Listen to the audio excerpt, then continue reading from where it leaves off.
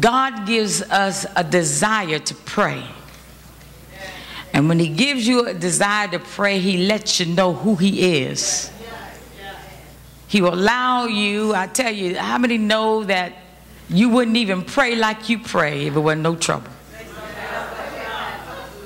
Some of you have got to a place where you didn't even have prayer as a priority. You was a praying sister and a praying brother when you first got saved. Things got good, blessings came in, and you just lighten up. Stop praying like you used to. Stop fasting like you used to. And then things and trials and tests begin to come in. And those trials and tests begin to put you on your knees. And tell your neighbor, that's just where God wanted you. Because listen, sometimes we just take God for granted. We even take our blessings for granted. We just think they're supposed to come in, and we just stop praying. But you still got to keep praying. In fact, you need to store prayers while the blessings are coming.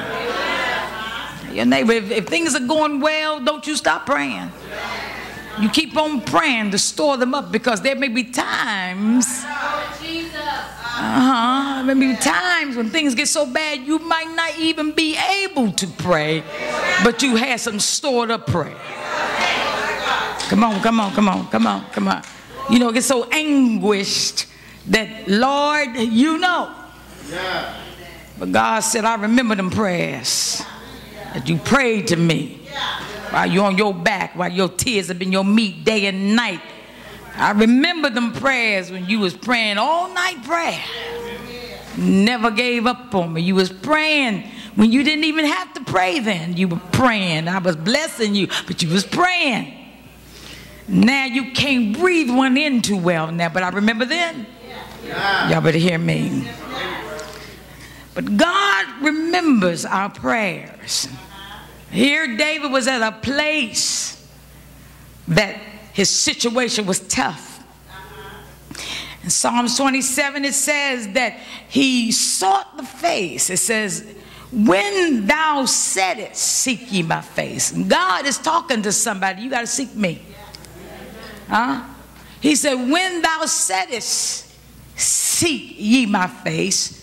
He said, my heart said unto thee. See, God's talking to somebody. Look, you need to talk to me right about now. Come on, come on. You talk to everybody else.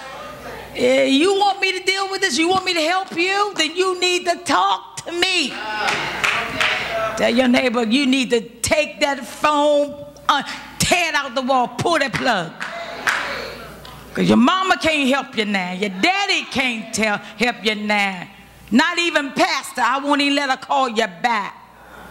You're talking to your friends about the pastor. She ain't called me back. She don't care. It ain't the pastor that don't care. I won't let her call you. Y'all better stop judging the pastor. Wonder why she won't loan you no money. Because it ain't me. God won't let me help you.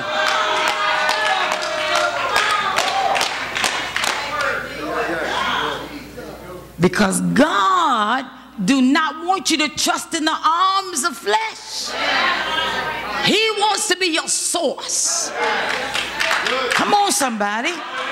He wants you to trust in him so you will give no glory to man. Can I help the church? He's closing doors so he can say, the Lord opened that door for you. Come on, somebody. To God be the glory for the things that he has done. So when you get the mic, when testimony service, you said, giving honor to the Lord, saints and friends, and I love my pastor. But God, when no door could open, no man could do this, God made a way out of nowhere. I don't know how he did it. All I know that God. Come on, say glory. I need to hear somebody know what I'm talking about. Tell your neighbor, but God. Somebody shout. So I'm so glad he said, when thou saidest seek my face, I said, Lord, thy face. Oh, Lord, you ain't got to ask me but one time, because I can't go to nobody but you. Somebody shout glory. So then he goes down to verse 11, and they said, teach me. David needed instructions. How many know that God got to give you instructions in this? Remember last week we were dealing with, and God began to say, listen, our people are in trouble. They're in financial bondage. And everybody wanted release. You know, anybody, if you said, Lord, can you let me get me out of this? Everybody said, can you get me out? You wanted it, I wanted, we wanted it. But then God says, okay, now I've given you power to get the release, but after that you got to get instructions. Tell your neighbor, you need some teaching now. You need some teaching. I'm not going to just get you out to get you back in.